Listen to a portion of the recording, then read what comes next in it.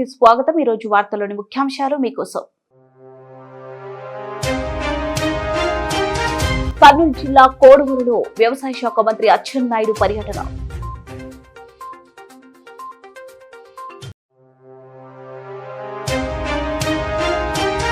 సంఘ సంస్కర్త సావిత్రిబాయి పూలే ఆశయాలను కొనసాగిద్దాం. విశాఖలో సావిత్రిబాయి పూలే జయంతి సభ.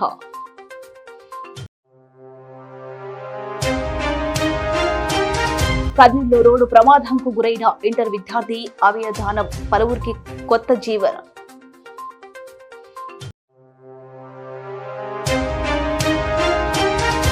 బీసీ సంఘం టీడీపీ ఆధ్వర్యంలో సావిత్రిబాయి పూలే జయంతి.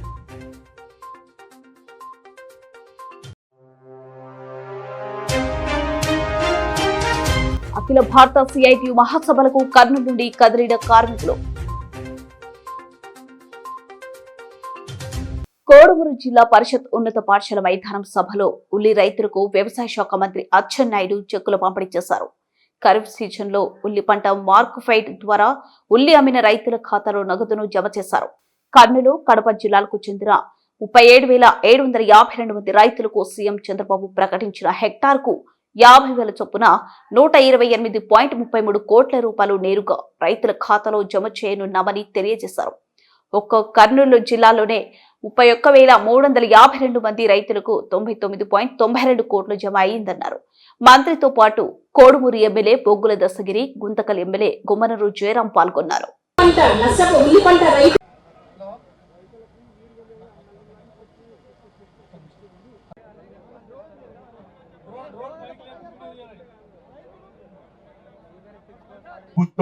చంద్రబాబు నాయుడు అని చెప్పి మీకు తెలియజేస్తున్నాను. ఈ రోజు ప్రకాశం జిల్లాలో, దేశంలో, ప్రపంచంలో ఎక్కడ కూడా పొగాకు ప్రభుత్వాలు కొన్ని సందర్భాలు లేవు. గత 2 సంవత్సరాలు పొగాకు విపరీతంగా ధర వచ్చింది.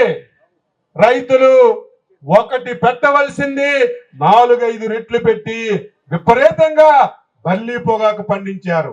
రైతు ఒక్కసారే ధర పడిపోతే చాలా మంది ఆందోళన చెందారు. ఏం చెయ్యాలో తెలియదు. ఇంకొక 4-5 రోజులు ఆలస్యమైతే చాలా మంది ఆత్మహత్యలు చేసుకునే పరిస్థితి ప్రకాశం జిల్లాలో వచ్చింది. ముఖ్యమంత్రి గారు దృష్టిలో పెట్టాం. అధికారులు ససేమే అన్నారు, పొగాకు కొనకూడదండి, మనకి కొనడానికి రూల్ లేదండి, కొంటే బాధండి అన్నారు. పోతే పోని 300 కోట్లని. ఈ రోజు పొగాకు రైతుకి 12,000 రూపాయలు గిట్టుబాటు ధరిచ్చి ఏకైక ప్రభుత్వం మార్కెట్ ద్వారా కొని ప్రకాశం జిల్లాలో అక్కడ ఉన్నటువంటి పొగాకు రైతుకి ఆదుకున్న ప్రభుత్వం మన ప్రభుత్వం అని చెప్పి మీ అందరికీ తెలియజేస్తున్నాను. మన పక్కనే రాయలసీమలో చిత్తూరు జిల్లా ఉంది. మామిడి రైతులు ఎక్కువగా ఉంటారు. 1 కింటా పండవలసినటువంటి మామిడి గత సంవత్సరం బంపర్ క్రాప్ వచ్చి 6 క్వింటాలు 7 క్వింటాలు విపరీతంగా పండింది. ధర పూర్తిగా పడిపోయింది. రైతులు ఆందోళన చెందారు. ముఖ్యమంత్రి దృష్టిలో పెడితే 12 రూపాయలు ధర నిర్ణయించారు. 12 రూపాయల్లో 4 రూపాయలు మనం ఇద్దాం, 8 రూపాయలు పరిశ్రమల వాళ్ళు ఇవ్వాలని ఆ రోజు ముఖ్యమంత్రి గారు ప్రకటించారు. మేము చెప్పిన విధంగా 4 రూపాయలు రాష్ట్ర ప్రభుత్వం ఒకే సంతకంతో వారి అకౌంట్ లో డబ్బులు వేసాం. కానీ పరిశ్రమల వాళ్ళు 5 రూపాయలు 6 రూపాయలు ఇస్తుంటే ప్రతిరోజు దిక్కుమాలిన పేపర్లలో చంద్రబాబు నాయుడు గారు మామిడి రైతులకు మాట ఇచ్చారు, ఇచ్చిన మాట తప్పారని తప్పుడు రాతలు రాస్తున్నారు. చంద్రబాబు నాయుడు మాటిస్తే పీక కోసుకుంటాడు తప్ప మాట తప్పనటువంటి, మనమ తిప్పనటువంటి ఏకైక నాయకుడు మన నాయకుడు చంద్రబాబు నాయుడు గారని మీ అందరికీ ఈ సందర్భంగా తెలియజేస్తున్నాను. ఈ రోజు ఉల్లి రైతులు ప్రతి ఒక్కరూ ఆలోచన చేయాలి. ఉల్లికి ఎప్పుడైనా సరే కేంద్ర ప్రభుత్వం ప్రకృతి విపత్తని అనౌన్స్ చేస్తే 1 హెక్టార్కి 17,500 రూపాయలు ఇస్తారు. అది కూడా కేంద్ర ప్రభుత్వం ఉల్లి ప్రకృతి విపత్తు వల్లే పోయిందని డిసైడ్ చేస్తే ఇస్తారు. ఒక సంవత్సరం 17,500 ఇస్తే మన నాయకుడు ఒక అడుగు ముందుకేసి 7,500 కలిపి 25,000 రూపాయలు మొన్నటి వరకు హెక్టార్కి ఉల్లి రైతులకి ఇచ్చేవాళ్ళు. ఈ సంవత్సరం కర్నూలు జిల్లాలో అనుకోని విపత్తు వచ్చింది. పెట్టుబడి విపరీతంగా పెట్టారు, పూర్తిగా నష్టపోయారు. ఉల్లి కొనాలని ప్రయత్నం చేశాం. మా మార్కెట్ కమిటీ డైరెక్టర్ గారు నేను రాత్రి పగలు ఒక వారం 10 రోజులు నిద్రలేదు. 12 రూపాయల కింద మేమే కొందామని డిసైడ్ చేశాం. అప్పటికే వర్షాలు విపరీతంగా పడుతున్నాయి. ఉల్లి పంటకు పోయినా రైతు ఆందోళన చెంది పండని ఉల్లి కూడా తీసి మార్కెట్కి తేవడం మొదలు పెట్టారు. మహిళా అభ్యుదయ వాది సంఘ సంస్కర్త సావిత్రిబాయి పూలే ఆశయాలను కొనసాగిద్దామని కేవీపీఎస్ ఏపీడీకేఎస్ నాయకులు పిలుపునిచ్చారు. శనివారం విశాఖపట్నంలోని శుభలక్ష్మి కళ్యాణ మండపంలో కేవీపీఎస్ జిల్లా అధ్యక్షులు ఎం సుబ్బన్న అధ్యక్షతన సావిత్రిబాయి పూలే 194వ జయంతి కార్యక్రమాన్ని ఘనంగా నిర్వహించారు.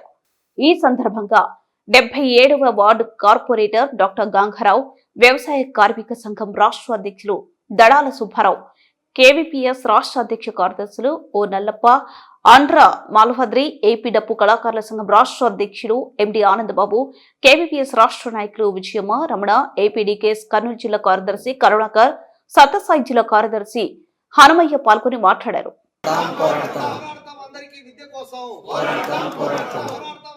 సామాజిక సమానత్వం కోసం వర్ధిల్లాలి కుల వివక్ష వ్యతిరేక పోరాట సంఘం వర్ధిల్లాలి ఆంధ్రప్రదేశ్ డప్పు కళాకారుల సంఘం వర్ధిల్లాలి.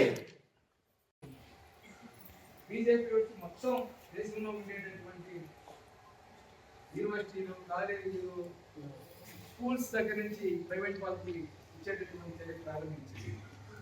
మీరందరూ ఇక్కడికి కరువు పనులకు వెళ్ళే వాళ్ళు చేయొద్దండి. అందరు కరువు పనికి వెళ్తున్నారు. ఇప్పుడు కరువు పనికి చంద్రబాబు నాయుడు, బీజేపీ ఇద్దరు కలిసేసి ఇప్పుడు దాన్ని చిన్న వయసులోనే పెళ్ళిళ్ళు జరిగాయి. ఇప్పటికీ అక్కడక్కడ ఉన్నాయి. ఈవిడికి 9వ వయసులోనే పెళ్లి చేశారు. అసలు పెళ్ళి అంటే పెళ్ళి, ఏం పెళ్ళి, భర్త అవడం తెలియదు, పెళ్ళి అంటే తెలియదు, ఎత్తుకొచ్చి తీసుకొచ్చి పెళ్లి చేయాలి. చదువులేదు. అటువంటి స్త్రీకి భర్త జ్యోతిబా పూలే చదువు నేర్పించి, జ్యోతిబా పూలే తండ్రి అదేంటిరా, ఆడదానికి చదివేట్రా, ఎంత వంట లేదురా ఈ చదువు కాదు, చదివిస్తా. తండ్రి రాజీ బండ బయటదేవా మీ అబ్బాయి. జయంతి సందర్భంగా మనం ఇక్కడ నిర్వహించుకుంటున్నాం. సావిత్రిబాయి పూలే సామాజికంగా అట్టడుగు వర్గాలు ఉన్నటువంటి మాదిగ, మాల, ఎరుకల, యానాది, బీసీ కులాలకు సంబంధించినటువంటి ఆ కుటుంబాల్లో ఉన్నటువంటి ఆడపిల్లలకి చదువు బడి పెట్టి, తను చదువుకొని చదువు ద్వారా టీచర్ ద్వారా బళ్ళు పెట్టి, భర్త జ్యోతిరావు పూలే సహకారం తీసుకొని మహిళలను చదివించుకోవాలి, చదువు ద్వారానే దేశం అభివృద్ధి అవుతుంది, మహిళలు అభివృద్ధి అవుతారనేటువంటి ఆకాంక్షించి తన జీవితంలో మొట్టమొదట ఏ చదువుకి దూరం చేసినటువంటి బ్రాహ్మణులకు వ్యతిరేకంగా చదువు అనేటువంటిది మానవునికి అవసరం అనేటువంటిది భావించి ఆమె బళ్ళు పెట్టినటువంటి పరిస్థితి. వాళ్ళ చదువులే కాదు, వాళ్ళ అన్ని విషయాల్లో కూడా సావిత్రిబాయి పూలే వాళ్ళ భర్త జ్యోతిరావు పూలే చేశారు. మనం కూడా కుల వివక్ష వ్యతిరేక పోరాట సంఘం తరఫున సమాజంలో బతుకున్నాడు అనేటువంటిది మనం గుర్తుపెట్టుకోవాలి. మనకంటే ముందు మన తాతలు ముత్తాతలు చాలా మంది చచ్చిపోయినారు. మన ఇంట్లో కొద్దిమంది ఫోటోలు కూడా ఉండవు. మన తాత పేరు అడిగితే చెప్తాం, వాళ్ళ తాత పేరు అంటే చెప్పలేదు. ఆ తాతకు తాత ఎవడంటే చెప్పగలుగుతాం? చెప్పలేము. ఎందుకు చెప్పలేమంటే ఏం సాధించాడని చెప్పేసి గుర్తుపెట్టుకుంటాం. ఏం సాధించలేదు కాబట్టి ఆయన మనమే గుర్తుపెట్టుకోలేదు, మన కుటుంబంలో ఉండేటువంటి మనమే. కానీ ఒక మహిళ 194 సంవత్సరాల తర్వాత కూడా మనమంతా మాట్లాడుకున్నామంటే ఈ సమాజంలో చాలా చాలా చాలా త్యాగం చేసింది. ఈ సమాజానికి ఉపయోగపడేటువంటి అనేక రకాల పోరాటాలు ఆవిడ నిర్వహించింది కాబట్టి మనం ఈరోజు ఆవిడ స్మరించుకుంటా ఉన్నాం. కాబట్టి ఏం చేసింది, ఎట్లా చేసింది అనేటువంటి విషయాలు, చాలా విషయాలు చెప్పారు. అంటే చదువు మహిళలకు లేదు, ఈ సమాజంలో మహిళలకు లేదు, మనకు లేదు, దళితులకు లేదు. దళితుల్లో ఉండేటువంటి వాళ్ళకు లేదు. దళితులు అంటే మనం ఒకటే కాదు, ఎస్సీ, ఎస్టీ, బీసీ, మైనార్టీలు అందరూ కూడా దళితులే. ఎవరికి కూడా ఈ సమాజం చదువు నేర్పించలా. ఇప్పుడు ఈ కూటంలో ఉండేటువంటి పాలకులు బాగా బయట మాట్లాడుతూ ఉంటారు. ఎందుకంటే ఈ వ్యవస్థలో మేము సనాతన ధర్మాన్ని పాటిస్తాం, అమలు చేస్తాం, దానికి అన్యాయం జరిగితే తిరగబడతామని చెప్పి చెప్తా ఉంటాం. కుల వివక్ష వ్యతిరేక పోరాట సంఘం రాష్ట్ర ప్రధాన కార్యదర్శి ఈ ఆంధ్ర మల్లేంద్రి గారు మాట్లాడి సభను ముగించవలసింది కోరుతున్నాను. అమ్మ మాట్లాడతారు, విజయమ్మ. అధ్యక్షుడు అయిన సుబ్బన్న గారికి, ఇక్కడికి వచ్చిన దళాల సుబ్బారావు గారికి, అట్లాగే మల్లప్ప గారికి, మాలయాద్రి గారికి, అన్న పేరు తెలంగాణ గారికి, అందరికి కూడా ధన్యవాదాలు ఇస్తున్నాను. ఈరోజు సావిత్రిబాయి పులే 195వ జయంతిని జరుపుకుంటున్నాం. ఇక్కడ ఆ తల్లి మరణించినా కూడా ఇన్ని సంవత్సరాలైనా కూడా ఇంకా ఆమెను స్మరించుకుంటున్నామంటే ఆమె చేసిన త్యాగాలైతేనేమి, ఆమె అన్నీ కూడా అవమానాలను ఎదుర్కొని ముందుకొచ్చి మన మహిళల కోసం చదువుకోవాలనే దానిపైన మన పిల్లలకు చదువు నేర్పించడం అదే ముందుకొచ్చి చాలా గొప్ప పని చేసింది.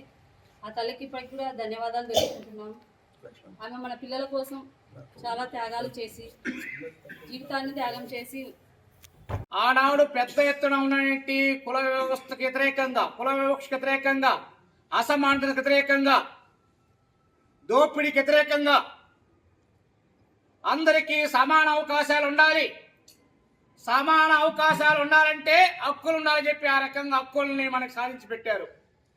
ఆ రోజుల్లో మనం చదువుకోనివ్వరు. చదువుకుంటే చెవుల్లో శేషం పోసేవాళ్ళు, చదువు వింటే నాలుకలు తగ్గొసేవాళ్ళు.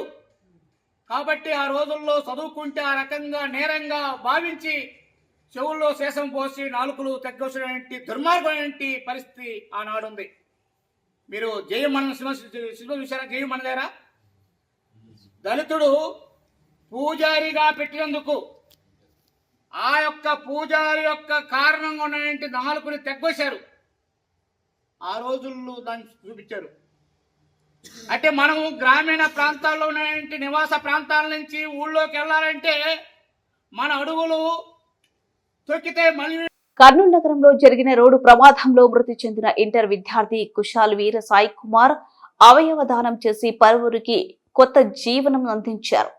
ఈ నెల 31న కర్నూలుకు చెందిన కుశాల్ రింగ్ రోడ్ సమీపంలో బైక్ పై వెళ్తుండగా ఎదురుగా వచ్చిన మరో బైక్ ఢీకొనడంతో తీవ్రంగా గాయపడి కర్నూలు కిమ్స్ ఆసుపత్రిలో చికిత్స పొందాడు. వైద్యుల ప్రయత్నాల మధ్య అతడు బ్రెయిన్ డెడ్ అయ్యాడు. ఈ విషయం తెలుసుకున్న కుశాల్ తండ్రి మానవత దృక్పథంతో అవయవదానానికి సమ్మతించారు. వెంటనే కిమ్స్ ఆసుపత్రి వైద్యులు ట్రాన్స్ప్లాంట్ సమన్వయ బృందం ఏర్పాటు పూర్తి చేసి ప్రత్యేక గ్రీన్ ఛానల్ ద్వారా అవయవాలను తరలించారు. కుశాల్ అవయవాలను తిరుపతి, హైదరాబాద్, నెల్లూరు నగరాలకు ప్రత్యేక అంబులెన్స్ లో పంపించారు. కుశాల్ కుటుంబ సభ్యులు ఈ నిర్ణయం సమాజానికి ఆదర్శంగా నిలిచిందని వైద్యులు పేర్కొన్నారు. ఒక చిన్నారి అవయవ దానంతో పలువురికి ప్రాణదానం జరగడం హృదయస్పరంగా మారింది. రోడ్డు ప్రమాదంలో నా పెద్ద కుమార్తె కొడుకైన కుశాల్ గారు మరణం చెందినారు. ఆ మరణం మా కుటుంబానికి తీరని విషాదము. ఇంత విషాదంలో కూడా మా ఓన్ యొక్క అవయవాలు దానం చేయాలని చెప్పి గ్రీన్ హిల్స్ వాళ్ళకు ఫోన్ చేసి మా మనవని అవయవాలన్నీ గ్రీన్ హిల్స్ కు దానం చేస్తున్నాము. మా ఓన్ మనసు ఎక్కడున్నా మన ఆత్మ శాంతించాలని మనస్ఫూర్తిగా కోరుకుంటున్నాం. ఆర్గాన్ డొనేట్ చేసి ఇటువంటి పరిస్థితుల్లో మరణించిన వారి బంధువులు ఆర్గానిస్ట్ వారికి వాళ్ళ అవయవాలు దానం చేయవలసిందిగా ఈ సందర్భంగా నేను కోరుకుంటున్నాను. రోడ్డు ప్రమాదం ఎలా జరిగింది?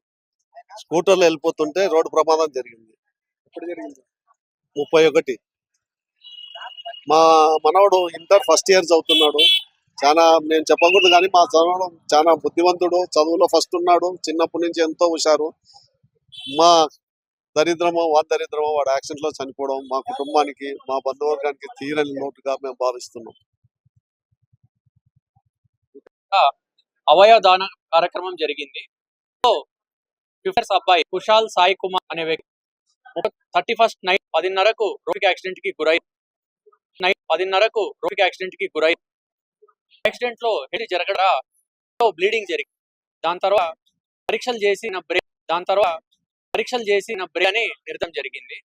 వాలంటీర్స్ ఎంతో హృదయంతో ముందుకొచ్చి అబ్బాయి యొక్క స్ప్రెడ్ చేయడానికి ముందుకొచ్చారు.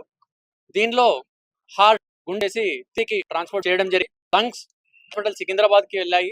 KIMS hospital Kurnool dialysis patient కి చేరింది. ఇంకొక కిడ్నీ అపోలో హాస్పిటల్ చెందింది. కిమ్స్ హాస్పిటల్ కర్నూలులో ఒక పేషెంట్ ట్రాన్స్ప్లాంట్ జరిగింది. అండ్ ఐస్ బ్లడ్ బ్యాంక్ కి వెళ్ళాయి. సో ఈ విధంగా ఆ 15 years అయినప్పటికీ ఇంకో 8 మందికి ప్రాణాలు కలిగాడు. మన మీడియా మిత్రులకు నేను తెలియజేయడం ఏంటంటే ఈ మెసేజ్ ని స్ప్రెడ్ చేయాలి. ఆర్గన్ డొనేషన్ గురించి అట్లీస్ట్ అండ్ సర్వీసెస్ రాయలసీమలో ఉన్న ప్రతి ఫ్యామిలీ తెలియాలి. ఇది కిమ్స్ కర్నూలులో ప్రోగ్రామ్ 19వ ఓవరాల్ గా ట్రాన్స్ప్లాంట్లకు పైగా. భారతదేశ మొట్టమొదటి ఉపాధ్యాయురాలు సావిత్రిబాయి పూలే 195వ జయంతి వేడుకలు కర్నూలులో ఘనంగా నిర్వహించారు.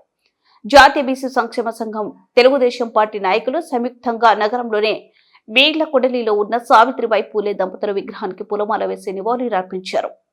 సావిత్రిబాయి పూలే ఆశయాలను అందరూ కొనసాగించాలని తేదప జిల్లా అధ్యక్షురాలు గుడిసె కృష్ణమ్మ కోరారు. రాష్ట్రంలో బీసీలకు అనుకూలంగా ముఖ్యమంత్రి చంద్రబాబు నాయుడు పరిపాలన సాగిస్తున్నారని జాతీయ బీసీ సంక్షేమ సంఘం రాష్ట్ర అధ్యక్షుడు నాగేశ్వరరావు యాదవ్ తెలిపారు. బీసీలకు చట్టసభలో రిజర్వేషన్లు కల్పించే విధంగా చట్టం చేయాలని ఆయన కోరారు. ఎంతమంది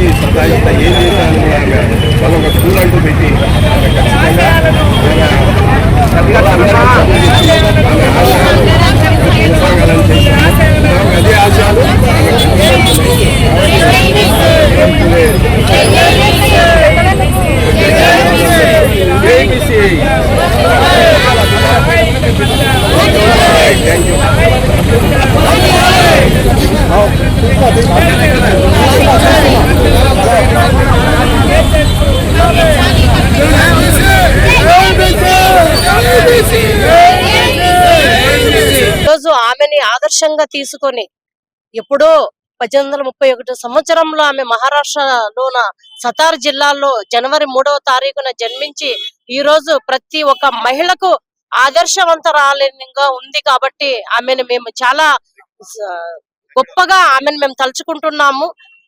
అప్పట్లోనే మహిళలకు చదువు అనేది లేదు, కానీ ఆయన భర్త ఆమెకు చదువు చెప్పించి ఆమె కూడా 10 మందికి యూజ్ అవ్వాలనే ఉద్దేశంతోన ఆమె దాదాపుగా ఎన్నో పోరాటం చేసి నిజంగా మహిళలకు చదువు చెప్పించాలి అంటే అప్పట్లో కేవలం పెద్దవాళ్ళకు మాత్రమే చదువు అనేది ఉంది. కానీ కింద బడుగు బలహీన వర్గాలకు కూడా చదువు చెప్పాలంటే ఆమె ఎన్నో దెబ్బలు తినింది, బురద జల్లుకునింది. ఒక చీర ఆమె ఒక సంచిలో పెట్టుకొని ఆమె స్కూల్కి వెళ్ళేటప్పుడు ఆమె పైన రాళ్లతోన బురదతోన ఆమెను వెంటాడినా కూడా మళ్ళీ స్కూల్కి వెళ్ళి ఆమె చీర మార్చుకొని మహిళలకు చదువు చెప్పడం అనేది ఆషామాషిగా కాదు. ఆ గొప్ప మహనీయురాయల వలనే ఈ రోజు మేమంతా మహిళలము ఈ స్థాయిలో ఉన్నామని చెప్పి చాలా గర్వంగా ఫీల్ అవుతున్నాం. కాబట్టి 100% ఆమె గొప్ప రచయిత్రి, గొప్ప సంఘ సంస్కర్త. ఈ రోజు మహిళలు దేశవ్యాప్తంగా అన్ని రంగాల్లో ముందు ఉన్నామంటే దానికి ప్రధాన కారణం ఆమె చూపిన చొరవే. కాబట్టి దాన్ని ప్రతి ఒక్క గవర్నమెంట్ మహిళలకు ఈ రోజు అన్ని రకాలుగా సదుపాయాలు కల్పిస్తుంది. ఈ రోజు పార్లమెంట్ లోన మహిళలకు 33% మహిళలకు అవకాశాలు రిజర్వేషన్ కల్పించింది. కానీ మేమేమంటున్నామంటే దాంట్లో కూడా బీసీలు అత్యధికంగా ఉన్నాం కాబట్టి బీసీలకు కూడా ప్రత్యేకంగా మహిళా బిల్లులోన మాకు సిఐటియు 18వ వార్త మహాసభల సందర్భంగా విశాఖపట్నంలో జరుగుతున్న మహా ప్రదర్శన బహిరంగ సభలకు కర్నూలు పాత నగరం నుండి 4 బస్సుల్లో బయలుదేరిన బస్సులను సిఐటియు మాజీ జిల్లా కార్యదర్శి డి గౌస్ దేశాయ్ జెండా ఊపి ప్రారంభించారు. కొత్త నగరం నుండి బయలుదేరిన బస్సులు సిఐటియు నగర ఉపాధ్యక్షుడు టి రాముడు జెండా ఊపి ప్రారంభించారు. ఈ సందర్భంగా 2 నగరాల నాయకులు విజయ రామాంజనేయులు, నరసింహులు, సాయిబాబా, సుధాకరప్ప తదితరులు పాల్గొని మాట్లాడారు.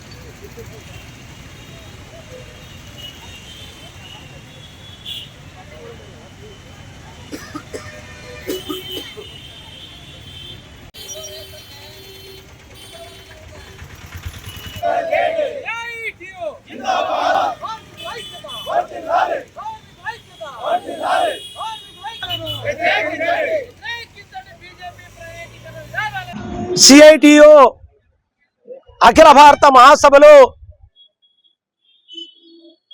కార్మిక కేంద్రమైన విశాఖపట్నంలో డిసెంబర్ 31వ తేదీ నుండి 4వ తేదీ వరకు దేశంలోని అన్ని రాష్ట్రాల నుండి అలాగే ప్రపంచంలోని ట్రేడ్ యూనియన్ నాయకత్వం 10 దేశాల నుండి హాజరై 4 రోజుల పాటు ఈ దేశంలో జరుగుతున్న చట్టాలు, కార్మిక హక్కులు, కేంద్ర ప్రభుత్వం అనుసరించే విధానాలను చర్చించి రాబోయే కాలంలో ఒక పెద్ద ఉద్యమాన్ని చేపట్టాలని, అలాగే ఫిబ్రవరిలో జరిగే సార్వత్రిక సమ్మె విజయవంతం చేయాలని మహాసభలో తీర్మానం చేస్తా ఉన్నాయి. ఈ మహాసభలో ప్రధాన అజెండా విశాఖపట్నంలో జరగడానికి ప్రధాన ఉద్దేశం కూడా నరేంద్ర మోడీ ప్రభుత్వం వచ్చిన తర్వాత ఆంధ్రుల హక్కు, విశాఖ హక్కు అనేటువంటి పేరుతో అనేక మంది బలిదానంతో సమాజంలో ప్రతి ఒక్కరూ ఎదుర్కొంటున్న సమస్యలకు పరిష్కారం చూపే విధంగా కర్నూలులో ఈ నెల 4వ తేదీ మెలుకొలుపు కార్యక్రమం నిర్వహిస్తున్నట్లు నిర్వాహకులు తెలిపారు. మెలుకొలుపు ఆధ్వర్యంలో నగరంలోని శ్రీ లక్ష్మీ వెంకటేశ్వర కళ్యాణ మండపంలో ఈ కార్యక్రమం నిర్వహిస్తున్నట్లు కన్వీనర్ జై భరత్ రెడ్డి తెలిపారు. ఈ కార్యక్రమంలో ప్రపంచ స్థాయి వక్త డాక్టర్ నంజయ్ గోస్వామి ప్రస్తుత సమాజంలో ప్రజలు ఎదుర్కొంటున్న సమస్యలకు పరిష్కారం చెబుతారని, అందరూ ఈ కార్యక్రమంలో పాల్గొని వారి సమస్యలకు తెలుసుకోవాలని తెలిపారు. యువత మాదక ద్రవ్యాలకు వ్యసనం కాకుండా ఉండేందుకు ఎలాంటి జాగ్రత్తలు తీసుకోవాలో మరియు మద్యంకు బానిసైతే ఎలాంటి అనర్థాలు చోటు చేసుకుంటాయో వివరిస్తామన్నారు. నమస్కారం అండి అందరికీ. సో ఇప్పుడు రేపు ఆదివారం నాడు మన కర్నూలులో ఎక్సలెంట్ ప్రోగ్రామ్ జరగబోతుంది. అంటే ఎంటైర్ పీపుల్ అంతా కూడా ఇబ్బంది పడుతున్న ప్రాబ్లమ్స్ ఏమన్నా వాటిని గుర్తుపెట్టుకొని ఒక అంటే సమాజ సేవ కొరకు ఒక మంచి ప్రోగ్రామ్ కండక్ట్ చేయాలన్న ఉద్దేశంతో ఒక సంజయ్ గోస్వామిని ఇంటర్నేషనల్ స్పీకర్ని పిలిపించి దాంతోపాటు మన కర్నూలు ముఖ్య అతిథులు అధిరథ మహారాజులను కూడా ఈ ప్రోగ్రామ్కి ఇన్వైట్ చేయడమైంది. ఒక ప్రోగ్రామ్ యొక్క ముఖ్య ఉద్దేశం ఏంటి అంటే ఎలాంటి పరిస్థితుల్లో ఉన్నారు అంటే అందరూ కూడా ప్రజలు అంటే ఏం చేయాలనో అర్థం కాదు, ఎక్కడికి పోవాలనో అర్థం కాదు, ఎలాంటి వాటిని మనం ముందుకు తీసుకెళ్లాలనే దాని మీద సతమతమవుతున్న సమయంలో ఒక సొల్యూషన్ అంటే రకరకాల ప్రాబ్లమ్స్ ఉన్నాయి ఎవరెవరికి. అంటే ఒక చిన్న వ్యాపారి కూడా ఇబ్బందులు పడుతున్నాడు, ఒక చిన్న కిరాణం స్టోర్ కూడా జరగట్లేదు అంటున్నారు, మెడికల్ స్టోర్ జరగడం లేదంటున్నారు, బంగారు ఏమో విపరీతంగా పెరుగుతుంది. సో ఇలాంటి సమస్యలు, ఇలాంటి ప్రాబ్లమ్స్ అన్నీ కూడా సొల్యూషన్ ఏంటి అని చెప్పేవాళ్ళు లేక అందరూ కూడా ఆందోళన చెందుతున్నారు. అలాంటి వాళ్ళకి అందరి కోసం రేపు మనకు అంటే రేపు అనగా ఆదివారం నాడు 4వ తారీఖు జనవరి 4వ తారీఖు ఉదయం 10 గంటల నుండి 1 గంట వరకు శ్రీ లక్ష్మీ వెంకటేశ్వర కళ్యాణ మండపంలో మనం ఈ యొక్క సామాజిక ప్రోగ్రాం అరేంజ్ చేయడం జరిగింది. దీనికి వరల్డ్ క్లాస్ ట్రైనర్ స్పీకర్ వచ్చి మనకు కావాల్సిన అంటే వీటన్నిటికీ ఇబ్బందులు పడుతున్న వాటన్నిటికీ సమస్యలు అంటే ముఖ్యంగా సెల్ ఫోన్ వలన యువత ఎలా పెడదారి పడుతుంది, పిల్లలు డ్రగ్స్ అడిక్షన్ ఎలా అవుతున్నారు, తర్వాత ఏ బిజినెస్ చూసినా కూడా అంటే చిట్ ఫండ్ వాళ్ళని అడిగితే చీటీలు వేయడం లేదు సార్ అంటున్నారు, బ్యాంక్ వాళ్ళని అడిగితే డిపాజిట్లు లేవంటున్నారు, ఇన్సూరెన్స్ వాళ్ళని అడిగితే పాలసీలు లేవంటున్నారు, రియల్ ఎస్టేట్ వాళ్ళని అడిగితే డౌన్ అవుతుంది అంటున్నారు. సో ఎందుకు ఇది ఎన్ని రోజులు ఉంటుంది ఈ ప్రాబ్లం అంటే ఎవరిది ప్రాబ్లం ఇది అంటే మనదా లేకుంటే గవర్నమెంట్స్దా ఏంటి ప్రాబ్లం అనే దానికి ఒక చక్కటి సొల్యూషన్ అంటే సతమతం అవుతున్న టైంలో ఒక ఎక్స్ట్రాడినరీ ప్రోగ్రామ్ మన కర్నూలు ప్రజల యొక్క అదృష్టం ఇది. సో దీనికి ఎవరెవరు అర్హత సాధించవచ్చు అంటే నేను ఇవన్నీ తెలుసుకోవాలనుకునే వాళ్ళు ప్రతి ఒక్కరు కూడా రావచ్చు దీనికి.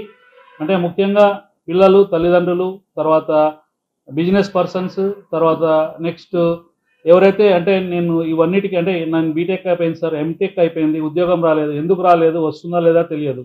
సో ఇంకోటి ఏంటంటే ప్రపంచంలో ఒక ట్రాన్స్ఫర్మేషన్ జరుగుతుంది. ప్రజా సంఘాల ఆధ్వర్యంలో సావిత్రిబాయి పూలే 195వ జయంతి కర్నూలు నగరంలోనే కార్మిక కర్షక భవనం నందు గల ప్రజా సంఘాల కార్యాలయం నందు నిర్వహించారు. ఈ సందర్భంగా జరిగిన జయంతి సభకు కేవీపీఎస్ కర్నూలు నగర కార్యదర్శి ఎం భాస్కర్ అధ్యక్షతన వహించారు.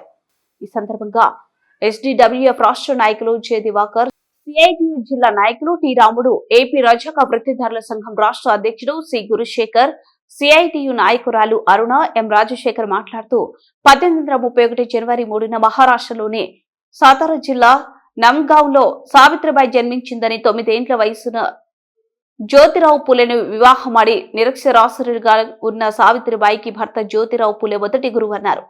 విద్యా జ్ఞానం నేర్పి సామాజిక ఉపాధ్యాయులుగా తీర్చిదిద్దారన్నారు. 1847 నాటికి భర్తతో కలిసి శుద్ర కులాల బాలికల కోసం పూణేలో మొదటి పాఠశాల ప్రారంభించారని వారు కొనియాడారు. ఇది ఇప్పటికి కూడా జరుగుతుంది. ప్రతి గవర్నమెంట్ ఎంప్లాయీ కూడా దీన్ని ఫేస్ చేస్తూనే ఉన్నాము, ఎదుర్కొంటూనే ఉన్నాం. ఇప్పుడు మనం మాట్లాడుకోవాల్సింది ఏంటంటే ఒక మహిళ గురించి మాట్లాడుకుంటున్నాం. మహిళ సావిత్రిబాయి పూలే, ఈమె తరపున ఎన్నో స్కూల్ కూడా స్థాపింపబడ్డాయి. స్కూల్ స్థాపింపబడ్డంటే ఆల్రెడీ గవర్నమెంట్ స్కూల్ ఉన్నాయి కదా. ఈమె స్థాపించేది ఏంటంటే ఈమె వచ్చేసి మొదటి 12 సంవత్సరాల వయసులోనే సావిత్రిబాయి పూలేని వివాహం చేసుకోవడం జరిగింది. అయితే పెళ్ళైనటువంటి నాటికి సావిత్రిబాయి పూలేకి చదువు లేదు. మహాత్మా జ్యోతిరావు పూలే గారి యొక్క ప్రోత్సాహంతో ఈ దేశంలో ఉన్నటువంటి బడుగు బలహీన వర్గాలు, శూద్ర కులాలకి, ప్రధానంగా స్త్రీలకు చదువు ఉండాలి, అది మనతోనే ప్రారంభం కావాలి అని మొదటిగా తన భార్యకి జ్యోతిరావు పూలే గారు చదువు నేర్పించడం, తర్వాత చేసిన త్యాగం దేశం ఎప్పుడు మర్చిపోదు అనేక ఇది ఒక నిదర్శనం. మామూలుగా అయితే మామూలు మనిషి అనే వాళ్ళు పుట్టడము సహజము, చనిపోవడం సహజం. వాళ్ళని గుర్తు పెట్టుకుంటే కుటుంబాలే 1 సంవత్సరమో 2 సంవత్సరాలు గుర్తు పెట్టుకుంటాయి. కానీ ఈ అమ్మ చనిపోయి కూడా దాదాపు 100 సంవత్సరాల పైన అయిపోయింది. అంటే 195 స్త్రీలు అభివృద్ధి చెందండి, అంటే స్త్రీలు ఉత్పత్తిలో భాగస్వామ్యం కాకుండా ఏ దేశం కూడా అభివృద్ధి కాదనేది మనందరికీ తెలుసు. కాబట్టి సమాజంలో స్త్రీలు ఉత్పత్తిలో భాగస్వాములు కావాలంటే వాళ్ళకు చదువు అవసరం. ఈ చదువు అవసరం అనేది ఆమె సుమారు 170 ఏళ్ల కిందటనే 104 ఉద్యోగుల సమస్యలు పరిష్కరించాలని సిఐటియు అనుబంధ సంఘాలతో రౌండ్ టేబుల్ సమావేశం కేకే భవన్ నందు నిర్వహించారు. ఈ సమావేశానికి 104 ఉద్యోగుల యూనియన్ జిల్లా అధ్యక్షుడు వై వెంకటేశ్వర్లు అధ్యక్షతన జరిగింది. రౌండ్ టేబుల్ సమావేశానికి ముఖ్య అతిథిగా హాజరైన బిఎస్ఎన్ఎల్ రిటైర్డ్ ఉద్యోగుల రాష్ట్ర ఉపాధ్యక్షుడు జి మహేశ్వరరావు మాట్లాడుతూ 104 ఉద్యోగుల సమస్యలను ప్రభుత్వం వెంటనే పరిష్కరించాలని, గత 14 రోజులుగా దశల వారీగా వారు నిరసనలు చేస్తున్న వినతి పత్రాలు ఇస్తున్న ప్రభుత్వం స్పందించకపోవడం చాలా దుర్మార్గమన్నారు. భవ్య ఏజెన్సీ కార్మిక చట్టాలను అమలు చేయకుండా వేతనాలు ఏజెన్సీ తీసుకున్న దానికంటే తక్కువ వేతనాలు ఇస్తూ క్యాజువల్ లీవ్స్ ఇవ్వకుండా కార్మికులను వేధిస్తున్నారన్నారు. సిఐటియు నగర ప్రధాన కార్యదర్శి ఆర్ నరసింహులు, ట్రాన్స్పోర్ట్ రంగం జిల్లా కార్యదర్శి K Prabhakar, urban health centre జిల్లా ప్రధాన కార్యదర్శి నూరు భాష, భవన నిర్మాణ కార్మిక సంఘం నగర ఉపాధ్యక్షులు జి యేసురాజు మాట్లాడారు. కార్యక్రమంలో జి చంద్రహాస్, వినోద్ కుమార్, నూరు భాష, ఇలియాజ్, బతుకన్న మొదలగు వారు పాల్గొన్నారు. అదేవిధంగా ఉద్యోగులకి సిఎల్స్ అనేది కంపల్సరీ కార్మిక చట్టం ప్రకారం పొందుపరిచింది. కానీ 19వ తారీఖు నుంచి ఇప్పటిదాకా అంటే దాదాపు 13 రోజులు పైగా అవుతుంది. అంటే వివిధ దశల్లో వివిధ పోరాటాల ద్వారా ప్రభుత్వానికి, అట్లే ముఖ్యమంత్రి గారికి, అట్లే డిప్యూటీ సీఎం గారికి, హెల్త్ మినిస్టర్కి ఈ రకంగా వినతులు ఇస్తూ, అట్లే డిఎంఎడ్హెచ్ఓ కూడా వినతులు ఇవ్వడం, ఇట్లాంటి నిరసన కార్యక్రమాలు కూడా దీక్షలు ఇవన్నీ కూడా జరుగుతూ ఉన్నాయి. అయితే ప్రభుత్వం ఇప్పటికి కూడా ఇంకా స్పందించి వీళ్ళ సమస్య పరిష్కరించకపోవడం చాలా దుర్మార్గం. ఎందుకంటే భవ్య ఏజెన్సీ అది కాంగ్రెస్ అందరికీ కూడా పేరు ధన్యవాదాలు తెలుపుతున్నారు. నా పేరు G Maheswara Rao, all India BSNL doctors association రాష్ట్ర ఉపాధ్యక్షుడు. ముఖ్యంగా ఈ భవ్య సర్వీస్ ప్రైవేట్ లిమిటెడ్ అనేది మామూలుగా అంతకుముందు 104 సర్వీసుల్ని అరవిందో కంపెనీ వాళ్ళు రన్ చేస్తున్నారు. వాళ్ళ దగ్గర నుంచి వీళ్ళు 10 నెలల క్రితము 7 నెలల క్రితము ఈ భవ్య హెల్త్ ప్రైవేట్ లిమిటెడ్ అనే సంస్థ దక్కించుకున్నప్పటికీ అంటే ఇక మామూలుగా ఎవరైనా కూడా మామూలుగా భవ్య కావచ్చు ఇంకోటి కావచ్చు మామూలుగా అంటే జనరల్గా దాదాపు 2 yearsకో 3 yearsకో 5 yearsకో ఒక ఎవరో ఒకరు పాల్గొంటారు కాబట్టి అది వేరే విషయం. కానీ ఉద్యోగస్తులు అనేవాళ్ళు కంటిన్యూ అవుతుంటారు ఏ సంవత్సరం, అంతే కదా సార్? ఉద్యోగస్తులు అనేవాళ్ళు ఏ జిల్లాలో ఆ జిల్లాలో కంటిన్యూ అవుతుంటారు. అయితే ఎప్పటికైనా కూడా ఏదైనా కూడా మనము వార్తలు ముగించే ముందు ముఖ్యాంశాలు మరోసారి. కర్నూలు జిల్లా కోడుమూరులో వ్యవసాయ శాఖ మంత్రి అచ్చెన్నాయుడు పర్యటన.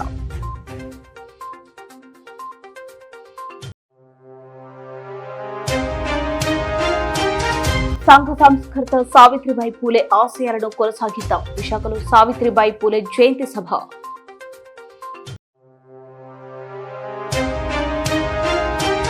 కర్నూలులో రోడ్డు ప్రమాదంకు గురైన ఇంటర్ విద్యార్థి అవయదానం, పలువురికి కొత్త జీవన.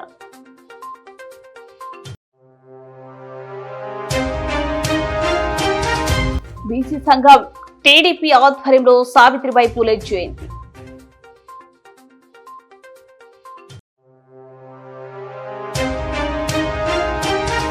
అఖిల భారత సిఐటియు మహాసభలకు కర్నూలు నుండి కదిలిన కార్మికులు.